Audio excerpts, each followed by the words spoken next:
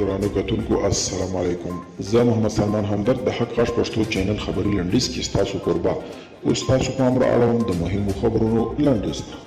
امریکا ایران د القاعده غړو ته په پناه ورکولو تورن کړی دی. د امریکا د بهرنیو چارو وزیر مایک پومپیو وایي ایران له 2015 کال راهیسې د القاعده شبکې غړو ته پناه ورکړې ده.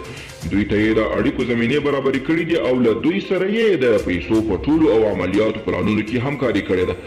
امریکایي او افغان لوري د سولې پر روان بهیر خبرې کړې دي.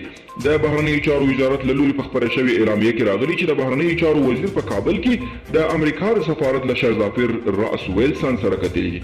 دوی پر افغان سوله او په دې اړه د سیمه ایز اجماع پر پیاوړتیا خبرې کړې دي. د برتانیا پارلمان وايي ناټو او برتانیا دې تر هغو خپل سرتیر له افغانستان نه وباسي چې په دوحه کې د مذاکراتو پایلې معلومې شوې نه وي. د برتانیا د پارلمان پر ویبپاڼه پر یو خپاره شوي راپور کې راغلي چې دوی د افغانستان په اړه د امریکا تګلاره ارزولې ده. د راپورونو له مخې سره له دې چې له نږدې یوې اونۍ راهیسې په دوحه کې د طالبانو او افغان حکومت ترمنځ مخامخ مذاکرات پیل شوي دي، خو د طالبانو او حکومت د مذاکراتي ټیمونو یو شمېر غړي تر اوسه دوحې ته نه دي تللي.